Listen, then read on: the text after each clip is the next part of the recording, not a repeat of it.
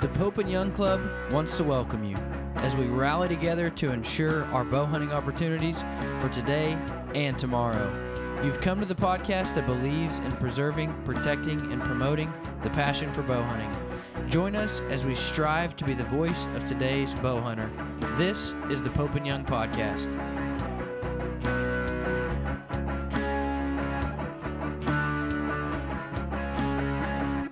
All right. Hello, everybody. Welcome to the Pope and Young Podcast. Jason Roundsville here with my co-host Dylan Ray.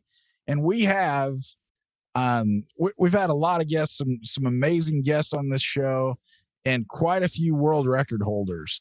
But I have to say, this is one of the most impressive records that I've seen in person. And I want to welcome Luke Brewster to the show today. Luke, thanks for being here. Hey, thanks for having me. Yeah. I got to say, congratulations on a tremendous buck.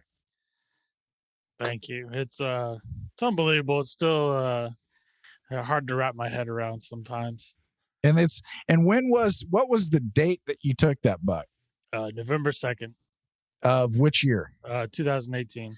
2018. So it's been, you're going on almost 3 years and it's still going. So are you enjoying the ride? Yeah, it's definitely been an adventure. A lot of traveling around, getting to meet good people and getting to share, a buck of a lifetime with a lot of good people. I think that's, we had about 800 people at our convention in Reno just a month or so ago. And I would say that's the buck of at least 800 lifetimes because there's nothing else out there even like it. So you want to tell us about the story? I'm sure a lot of people have seen your buck in magazines and heard about it. And how's it feel to just have the world record be called the Brewster buck? How's that feel? It's a lot of attention. I'm not really big on a lot of attention. I'm kind of an introvert, so it's a little weird to me, but at the same time, right. It's pretty cool. That's awesome. It's, at convention, we had Brian Butcher on a while back, and what a great guy. And we asked him, we said, hey man, how's it feel to take a buck over 320? And you're in second place to Luke Brewster. And he's like, I never really thought about it. But he said, Luke's such a nice guy. He said that if you had to, he says, man, I'm sure glad it was him. Mm-hmm. So it was, and that seems to be the consensus with the folks we talked to. But, Luke, give us a rundown. Tell us about this buck. Was this a buck you were hunting? Was this an area you're familiar with? Give us a little of the story. Yes and no. So the guys that I hunt with out there, they're actually the son-in-laws of the farming. The family does my dad's farming. So when I first picked up bow hunting here in Virginia, I started looking into Illinois, where my dad has some farmland. And so I linked up with them before I came out, and they came and kind of gave me a rundown. Then when I got out there, they got me on my feet and showed me around. After that first year, I kind of felt a lot more comfortable. I knew where everything was at, so when I eventually, we had some pictures of Mufasa previous years, and we knew he was a target buck, but he was kind of a ghost.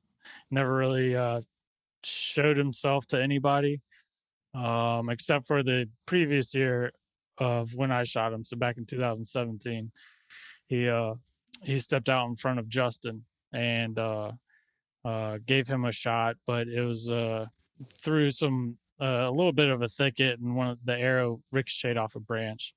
And, it doesn't take much for that. Yeah. Yep. But yeah, we had pictures of him previous years. So before I went out there, I got the picture. I think it was like late October, like around maybe October 25th, or maybe a little bit later. But we finally got pictures of him because he never showed up during the early season. He always showed up around late October when the rut's really about to kick off. And so we got pictures of him, or Justin got pictures of him, and I think he held on to him for a few days, like 1 or 2 days, just thinking about what he had seen. And he was just kind of in disbelief, but he eventually shared it. And so I don't know, it was about like 10 days before I was heading out there.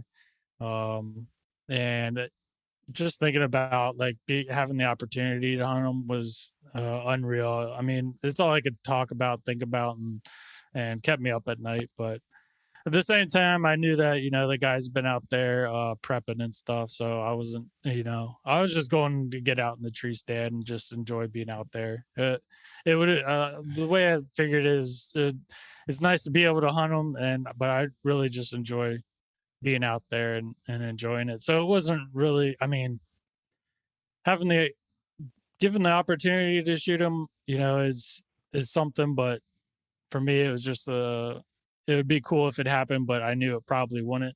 So I was just going out there having fun. Yeah, that's awesome. And that's what it's all about. And I think sometimes people lose sight of that a little bit. If they get too hung up on the trophy versus enjoying themselves, being outdoors and being able to do what we love, Absolutely. And that is what it's all about, is just getting out there and enjoying it. Right. And then, I mean, along the way, I'm not saying that if a world record wants to come my way that I, wouldn't be more than happy to take it. But exactly. You can play your cards right at the same time, but just have fun with it. That's all. Yeah. So how far was the shot on this guy? 26 yards. 26 yards. Yeah. Was there ever any doubt in your mind that you were going to nail that guy? No, I knew. I mean, I had played it over in my head a million times before I came out there, like just kind of fantasizing about the situation, how it would go down, all the possible ways it could probably go down. So I had just mentally prepared. I had shot that buck a million times before I got out there. That's great. When the planets all lined up, I knew it would happen, but I didn't think it would happen. Yeah, I was mentally prepared to go on autopilot if it did happen, if you did give me the opportunity. That's great. That's what you want to hear right there. I was hoping for it. I was ready, but I just didn't expect it. No. So but beforehand, did it ever on you this could be a new world record? Like, did that ever cross your mind? We knew it was a trophy buck, but it didn't really ever cross my mind. And honestly, I didn't really care. It was just a phenomenal, crazy buck that, it would just be cool to be able to put an arrow at him and have him, on your wall as a memory of that hunt. So yeah, it was never, this is probably a world record. That thought didn't hardly ever cross my mind. I knew he was a record, but I didn't know what he was really. Yeah, I knew it was a phenomenal buck. And it's just, it's interesting because I don't know if you heard the story of when I met Brian and his guys at convention. So we were standing by the whitetail section and, here's your buck, just tremendous. Like when you think of a true trophy buck, the vision of yours kind of pops in your mind. And, his buck was a 320 buck, but it's not exactly the prototypical 200-inch frame with the extra junk. It was just an interesting look. And so I actually met him right there and I said, which one would you take if you could take any of them? He's looking around. I said, man, you'd have to consider that Brewster buck. And, his buddy's like, oh, what about this? And so we were kind of joking around. He says, I'd take that one, and pointed at his. And at the time I didn't know, we hadn't exchanged names. So it was a lot of fun to see that. But yours is, when somebody thinks of the just prototypical or non-typical whitetail trophy buck, that's the vision that they're looking for. Right. And then what some people may not know is after you arrowed this guy, he ran, and then between the hit and the recovery, he broke off that big drop tine, didn't he? Oh yeah. He jumped the creek and, he's losing a lot of blood. There was a huge red carpet leading to the tree. So it was kind of hard to miss where he ran into. So lucky for me, he was bleeding a ton. just gave me that big red carpet. So all I did is retrace the steps and find that club drop time that had broken off. But yeah, he crashed into a tree and broke it off, and that's where I heard the crash. I thought he had probably just run through some brush or something and maybe knocked like a big limb off a tree or something, but it was actually his drop time snapping. Oh, so you heard it snapping? Oh yeah. Oh wow. Okay. Yeah.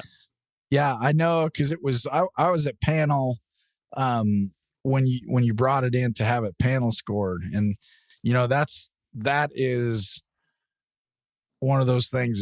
It's an intense deal, because it's okay. Here's a piece that was broken off that 20 years ago. It's too bad, so sad. You just lost it, and now there's guys in there carefully matching it up, making sure it's exactly, and obviously it was, but yeah.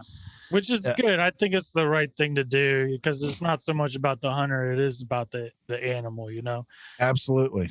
So, and it's I'm not just saying that either. I believe it. That's great. Well, and congratulations on your award at convention. For the buck, and then also, Luke, how's it feel to be an Ishi Award winner? It kind of set me back that night. I got it, and it really kind of hit me, like when I did a little bit of research about how many people have actually gotten the award. It set me back. I had to call my dad and talk to him for a little bit. Like, you don't get any better awards than that. That is the most prestigious award a bow hunter can get. So it's something else. I mean, how many have there been? About 20? Yeah. In the history of the entire organization. How many whitetail? How many whitetails have received it, or whitetail hunters have received it? I think it's like 3. I think so. Yeah. And you're in good company there. Yeah. Yeah, because one of them is still a world record from the 60s. Yeah. So that says something right there. And when you look at the opportunity, I mean, you look at our records, we have well over 100,000 entries into our books, and a good chunk of those are whitetails. Yeah. I mean, that's by far the number one entry that we get is whitetails. Most popular game animal on the planet. Yeah. And so you look at that and you're like, okay, thousands of people are out here hunting these every year. Yeah. And I'm the guy that has shot, and not just the biggest bow killed, whitetail. That's the biggest hunter harvested whitetail ever taken, I believe, right? Oh yeah. Jeez. Congratulations. That's pretty exciting. What have been, as you get to go around and meet people, who have been some of the people that you've really enjoyed meeting? Is just kids, honestly. They're the future. They're the future of bow hunting, and they're the future of hunting in general. So it's always good to see the look on their face and give them hope, that they can get out there and chase them, get after them as well. And I welcome the opportunity for one of them to break the record. That's hopefully not anytime too soon. Yeah, not anytime too soon. But I'd welcome it with open arms if it did. What? The day after my funeral is when I want my records broken. Yeah, there you go. And I'll bet, because kids, they are all over. I mean, they're information junkies. They're reading stuff. They're looking at stuff. So they probably know who you are from across the room. Yeah, I've been spotted a few places. It's pretty cool. Just even in my local area in Virginia where I live, I got kids coming up to me in the restaurants being like, "I know you." So that's pretty cool. They don't do that yet, Jason. They don't do that to you yet? No. Yeah, that's why I wear a disguise everywhere. It's just in case. Yeah. Actually, the only place people have done that to me were at convention. And I had two, I think it was, I forget which night it was, but I had 2 different people come up to me. I just standing there visiting with folks. They said, "Hey, are you Jason?" I was like, "Yes." And they're like, "I listen to the podcast." And I'm like, that is fantastic. That's actually the first thing Brian Butcher says. Hey man, we listen to the podcast. We can't wait for that to come out every week. And I'm like, great. The other guy that listens is right over there. You should go. We should all get together, get our picture. Heck yeah. So, so what have been some of the trips that you've been able to do? I know you came out and visited us in Reno. What other conventions have you been able to attend? I went out to Buckmasters. I think that was in Alabama. The Illinois Deer and Beer Fest, and that was in Illinois. Obviously, it's in the name. The Iowa Deer Classic. Okay. I haven't been to that, but I hear that's a pretty big show. Oh yeah, probably the biggest show that's around. I think. I mean, I haven't been to them all, but that's a good one. Yeah. And hopefully, shows start opening up more because I'm ready to get on the road and start meeting some more people. So that's great. And so, any of the like celebrities out there, who's any of those that you've run into that have impressed you? Yeah, T-Bone. I talk to him occasionally. It's always good to catch up with him and Michael Waddell. Yeah. Good to run into him at the convention. And yeah, he was such a nice guy. I thought he did a real good job at convention. Oh yeah. Yeah. Spreading the message. Yep. Yeah. It's neat when you see guys that are in the industry. There's it's almost like a course that a lot of folks take where, you know, they get in there and you know, some of them think, oh, I'm Johnny Big Time. And then all of a sudden, a little bit later, they kind of realize, hey, this has been a pretty good life for me. And they get to the point where they really want to give back and enhance the sport. And I don't know how long he's been there, but clearly that's where Michael is in his career is, you know, he wants to be there and promote hunting and everything. I know we've had a couple. Yeah. I know we've had a couple of those guys on the show. How come we haven't had T-Bone yet, Dylan? I don't know. We need to. I think it's time. Yeah, we've had Nick and Michael, but we haven't had T-Bone yet. Yeah. And I mean, Nick changed the face of the program for a while. You know, the entire Lunchables saga. Yeah. So changed my life for the better. I know that. I'm telling you. Yeah. So I think it's time. We'll have to give him a call and see if he'll jump on here with us. Yeah. So, and what about upcoming plans? What are you doing this fall? Obviously, you're probably headed back to Illinois to hunt that property. What else do you have on your schedule?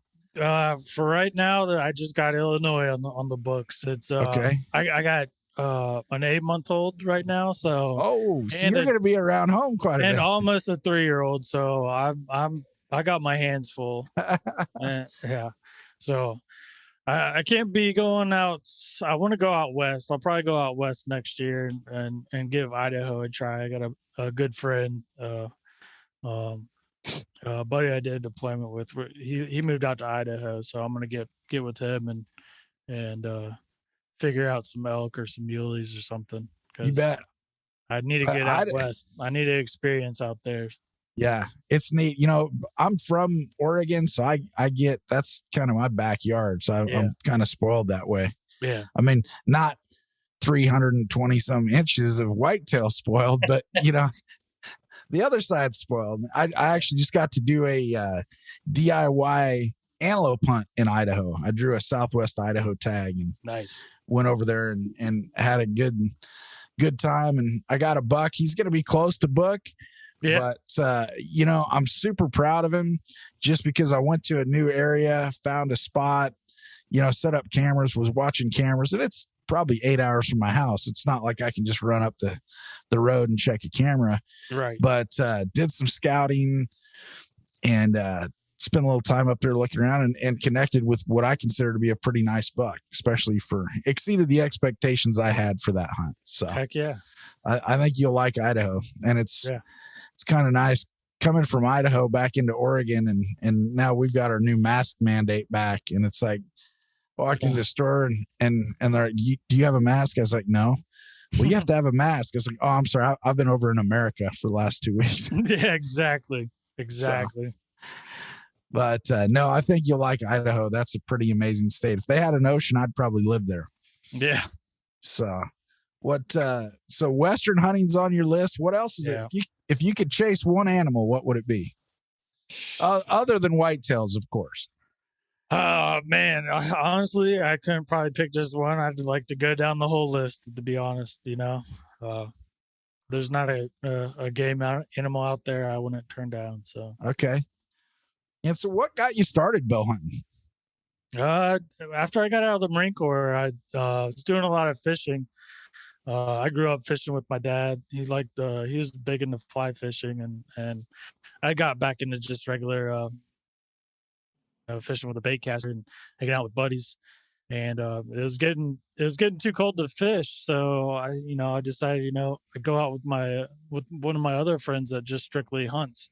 So I picked up my dad's 270 and went and sat in the woods with him, and had a few does come by. I didn't shoot, just watched them, and kind of sparked my interest and made me want to dive a little bit deeper into chasing whitetail, because my dad I grew up with him hunting. I never went with him. I was always too young, and just other life things got in the way. So when I grew up eating venison, and so when like I said, when I went hunting with my buddy, I just enjoyed the peace and just being just being outside. And so I was trying to figure out a way I can hunt more property, get on public land, extend the hunting season. So I started looking into archery, and I went to a few bow shops and tried out a few bows, and they actually taught me in the shop how to get my anchor points and how to shoot and everything. Mm-hmm. So I learned there, and ended up buying a bow that year, and got good with it over the summer, or the rest of that winter and spring and summer, and then I started hunting in Virginia, doing a lot of public land hunting. And the next year, I made plans to go out to Illinois, because I knew about that. I knew about the property, and so I linked up with the Justin and Ron, and figured things out from there. And that's where I've been at. That's great. Now, how long ago was that? It was after I got out of the Marine Corps is when I started getting into hunting. I got out in 2013, so it's probably 2014. Okay. So just started bow hunting in 2014. Yep. 2018, shoot the biggest ever hunter killed whitetail. Yeah, I know, it's ridiculous. That's pretty good run.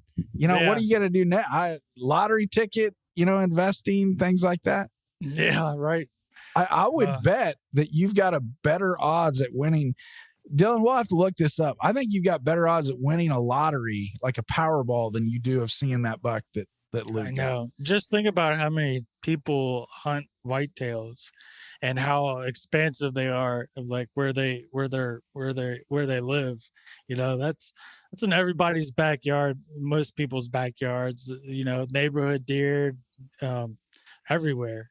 How hunted they are. And for me to actually put my hands or put my arrow through the largest whitetail is just, it's unimaginable. I know. It's 3 years later. Has it sunk in? Have you figured out, hey man, this is cool, this really happened? Yeah, it some days it has, and then other days it's just like, how did this fall into my hands? I don't know. Some days you're like, yep, I shot that thing. Other days you're like, I still got to mow the yard. Yeah, exactly. Yeah. Guys at my work are like, you going to quit your job? Just go on shows? Like, no, it don't work like that. Yeah. It'd be nice if it did, though, wouldn't it? Yeah. Yeah. Yeah. So what's your next big goal? You've taken the biggest whitetail shot by a hunter. You have another goal that you're looking at right now. No, I just get outside, enjoy it, get away from technology, and just decompress, get out in the woods. That's pretty much it. Yeah. I don't really do it for any other reason except fill it in the freezer. Yeah. And how far is that? You drive up to Illinois from Virginia?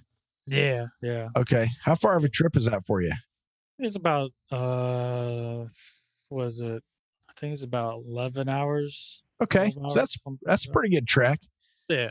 Yeah. Nice. Yeah.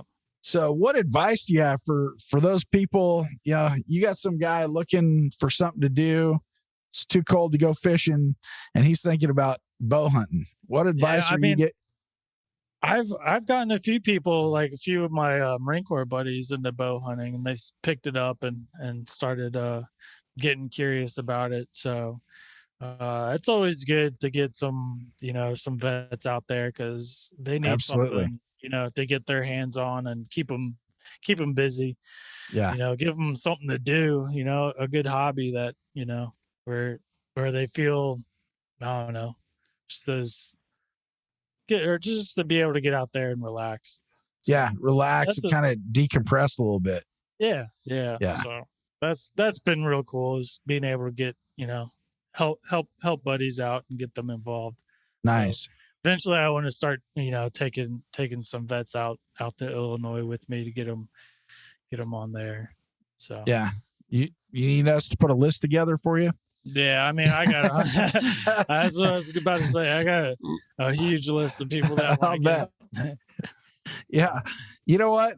Hey, Dylan, I never served, but man, all of a sudden, that's a pretty good read. Hey, I could go hunt with Luke Brewster, shoot my own world record.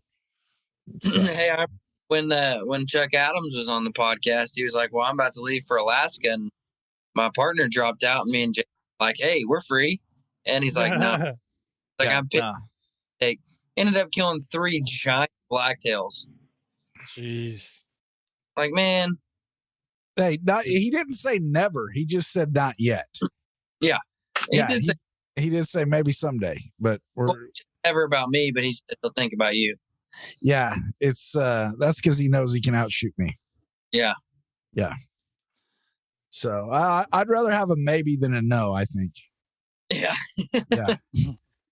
And it was Chuck. So, if you're on a list, that's probably, I'd say that those are 2 lists you'd want to be on. Luke's list and Chuck's list. So, guy that shot the biggest whitetail ever, and the guy who's, got more record book entries than anyone else out there. So, have you ever hunted Illinois, Dylan? I have not. Okay. You think you've got bucks that big in your area? I do not. Well, if they are, they ain't on my properties. Not on your property. So that's my properties. Yeah, man. So is there a guy out there? He's telling people right now. He's like, you know what? The Luke Brewster guy. I taught him how to shoot a bow. Are the guys at the bow shop like that? Yeah, I'm pretty sure. Yeah. Yeah. And then if you're anything like me, you probably got a buddy who's like, man, I've got to take up bow hunting, because if Luke can do it, I can surely do that. Yeah, I'm sure there's a bunch of people. Yeah, y'all gonna have. Honestly, you can. Anybody can do it. Like I said, I'm nobody special. I mean, I don't have I'm not a big industry guy. I'm not an industry guy in general, really. And, anybody can get out in the woods and, get that chance at putting a tag on that caliber of buck. Yeah. Well, that's great. And look, I just, for me, like I said, we've had a chance to meet a couple of times, and I've just always enjoyed visiting with you. The attitude that you bring forth, hey man, I'm just happy to be there. Obviously truly blessed with a buck of that caliber, but it's always been about the buck and the experience. Yeah. You never make it about, oh, look at me, look at how great I am. And I really appreciate that. As somebody who's in the industry, I think that resonates with a lot of people. Some of the other folks that I've talked to about you and about your buck, that seems to be the consensus that all of them say is, hey, you know what? Super excited for Luke. Really glad it happened to somebody that truly appreciates it and truly, enjoys the experience and feels blessed by it. Yeah. So for sure. Yeah. That and and 2 kids, what, 3 and 9 months, did you say? Yeah. Yep. Yeah. So you're on a 2 roll, little boy. girls, so yeah. Last 3 years for you have been busy. Yeah, it's always it's never during hunting season or when it's nice enough weather I can hunt. It's always like March is when I find myself getting in trouble and end up finding out that the old lady's pregnant. So yeah. So is that 2 of how many? That's when I go into rut, I guess. There you go. And so are is that 2 of how many? You just getting 2. Just 2 of 2? All right. Yeah. So now, Luke, one of the things that we do on our show every episode is we ask people, and we've asked this of other world record holders, when you're out in the woods, what is one thing, maybe a non-traditional type of item that you would take with you in your pack that you just wouldn't want to be without?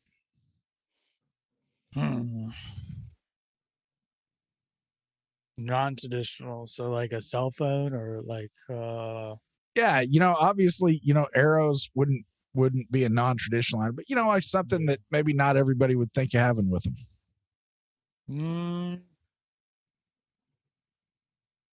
I don't know. Okay. I really don't have anything. I try to keep the pack pretty light and simple. So okay. I really just get out there and just sit. Really, I don't really have anything I really bring out there. You ever take Lunchables with you? No, I haven't. I'm sorry, Crustables. Crustables? Yeah. No, I haven't. I have some buddies that do take them out, and they're always good to munch on. Okay. Yeah. I haven't. No. All right. We're working on them as a corporate sponsor because we think, after Nick came on and, gave him a pretty good plug, I think bow hunters everywhere will be taking Crustables to the blind. Oh yeah. So, all right. Well, what do you think, Dylan? Can we take that, or do we have to keep hammering him for an answer? He said cell phone. Some people don't take it. Yeah. That? Are you paying? You're not playing Candy Crush or anything like that in the blind, are you? Okay. No. Right. If I could, sometimes I'll just turn it off because chances are in that cold it's gonna die anyway. So I just keep it just to get in touch for emergencies. I may get on it and browse for a second or two if I'm doing like an all day sit, but other than that, it just stays in the pack. Yeah, and just use the camera for taking pictures of world records, just stuff like that. Yeah, so that was another thing. I was able to document everything, that day that I shot it. Because my wife texted me, so I took a picture of me, like a stupid selfie, and sent it to her, and it ended up, a few hours later, I ended up shooting the deer. So, I had pictures of like from my view of the stand where the scrape was that he was hitting when I shot him. A picture of the arrow. After I found that, and I was just able to document a lot, which is cool. I might just start. Because I bought a nice camera, and my dad's a photographer. He's always been into photography, so I kind of have an eye for everything. So I like documenting the hunt. Nice. I don't know so much about filming because that's a lot of work lugging all that stuff into the tree. Props to the guys that do it, because I try to the next year I was just like, man, this is a lot of stuff to be lugging back and forth, and I just was like, yeah, it ain't for me. It's good on the guys that do it, because that is some work. I think if you're going to do the filming, like, I think there's different things. You can either go hunting or you can go filming. And I think it's different. You have to have a little bit different mentality. Yeah. And for me, I'm more intent on the hunt than the film. Exactly. And so when I'm there, I want to get the animal more than I want to get the shot. Exactly. And I've seen people hunted with a kid. Oh, this is several years ago, and he was in a ground blind for elk, and he had an entire herd of elk on him, and he's filming a 7x7, beautiful, mature, absolute trophy bull at 19 yards. And all of a sudden, this bull's about ready to walk out of the frame. You see him move the camera so that the bull's in frame. And then at 19 yards shot right over this thing's back. And it's like, if he'd have been concentrating on the shot, would he have made that instead of concentrating on the camera? And so, right. For me, that's why I'm like you say, kudos to the guys that do it. Yeah. Self-filming. Yeah. Yeah. I've got a buddy that's filmed a couple of things for me, and it's neat to look back on and see it. But exactly. I was never willing to give up the shot to get the film. Yep. Exactly. Same way. So, yeah. Have you done any of that, Dylan? Have you played with that? Well, I actually used to film for a TV show, and the reason that I quit was because there was like 10 instances where like you see a deer and it walks out of frame, and then you hear me shoot, and I'm like, dude, I wasn't not gonna shoot the deer just because I couldn't get it in frame, or it gets too dark and I lose camera light, but I shoot the deer anyways. And then you've got mad producers saying, hey, what's the point of filming? And there was a ton of instances where I just didn't care about the camera and shot the animal. And so I learned pretty quickly. I'm like, yeah, I'd rather kill the animal than get anything on camera. Yeah. Yeah. Yep. Yeah. But appreciate those that do it. But yeah. Now, if you have a cameraman with you, it's really fun, like you said, to be able to go back and look. And there were some really beneficial times where, you could go back and look where you hit the deer and, slow-mo and repeat. No, I hit a bit high and low. Let's give them time. Or I hit back and low. Let's give them a bit of time. And, there's super benefit in that. But there was just so many times where I didn't care about the camera and I just wanted to hunt. And so that's it. That wasn't for me. Yeah. It's interesting that you say that, the playback, because I had an elk, and as he was running through the sagebrush, it looked like it was just he was quartering away just a little. So it turned out to be a great hit, but it almost looked a little far back. And so we're just like, man, we better wait and give it some extra time. So we sat there and waited like 45 minutes or an hour before we even started looking. And then later on the playback, you couldn't see it in the little viewfinder that was with the camera, but later you could actually see that bull run to the top. He just crested this sagebrush hill, and then you could kind of see him do the flop where his head kind of goes over. And so if we would have been able to see it in that little viewfinder, we'd actually known, but we didn't watch the whole thing, or we didn't see that. You can see it on the TV screen, but not in the little viewfinder. Yeah. So, well, Luke, I'll tell you what, we sure appreciate you being here. Congratulations to you, on your Pope and Young Awards and everything that you've done this past few years. And obviously 2 daughters. That's a bit. Which one's bigger, the 2 daughters or the world record whitetail? My daughters by far. Okay. A lot of people would be like, yeah, right. It's the deer. I know it is, but there's no, I didn't understand it until I had daughters or, kids in general. And it's just, it's unimaginable. Even more unimaginable than the deer. You remember when I threw the axe on the bike at Mountain Archery Fest? Yes, I do. I posted that video not too long ago, and I said this is the greatest accomplishment of my life. Oh no! Even beyond my children, and and my wife saw that. She got upset, and I'm like, "Well, babe, they don't have social media. Like, they're not going to see it." And said, "Yeah, but however many other people just saw you say that throwing an axe is more important to you than your kids." And I'm like, "Well, hey, it was throwing an axe while riding an e-bike." Yeah, I'm like, Chrissy, no, I wasn't just standing there. I was riding a bike, throwing an axe. Like that's a lot of people. Not a lot of people do that, No, that was legit. I mean, I was there. I saw it. That was so. Kudos to Luke for coming up with the right answer. Kudos to Dylan for being honest. We appreciate that. In the doghouse. Yeah.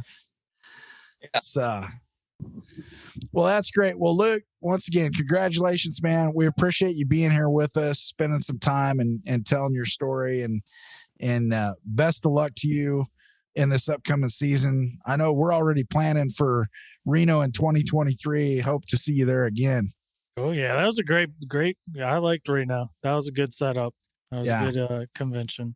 What was your favorite part? If you had to pick a part of that convention, which one? When I was Ishi walking Award? up on stage, yeah. Yeah, I love that. That was, easy there. That That got keep giving. I remember walking up to the stage or walking up to the stairs to get on stage, and I was like, man, my heart hasn't beat like this in a minute. And I was like, dang, this is pretty big moment. That's good. Well, it's neat, and it's like I said, it's really nice when you get to see the guys that are truly deserving up on that stage. Oh, can you hear me? Yeah. All right, you got us, Dylan? Yeah, I think Luke is frozen.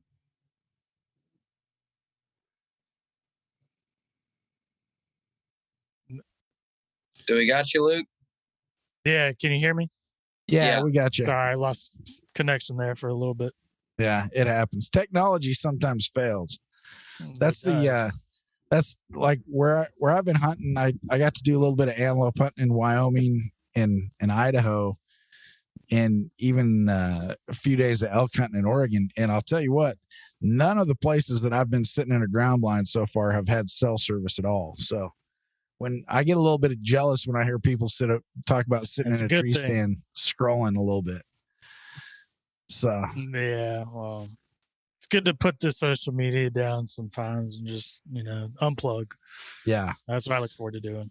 So yeah, it's a blessing in disguise. Absolutely. So your next animal you're going to be on stage for, what's it going to be? Oh, jeez, I don't know. Hopefully nothing. I'm good here. I've gotten too much attention as it is. You got to want to get back up there at least one more time. If I did, the people would have a or I'll be on somebody's list. They're gonna try to take me out. Yeah. Well, it won't be us, man. We'll be there rooting for you. I'd love to see you back on that stage. Heck, I'm even rooting for me to get on that stage one of these days. Maybe not for an Ishi Award, but at least one of those. At least one of the panel awards and the biennials. Those are. I mean, you start looking at it. They only do those awards every 2 years, and the Ishi Award they don't give out every year. There were some really amazing world records in 19, and the Ishi Award was not given out. So it's for any of you who aren't aware of it, check it out. Look at the website. It's if there's a harder trophy to get in the outdoor world, I'm not sure what it would be. So anyway, but Luke, congratulations to you. Appreciate you spending some time with us, and best of luck on this upcoming year. Hope to see you again soon. Definitely. Thank you for having me on, and best of luck to both of y'all too. Thank you. Dylan, did you get her?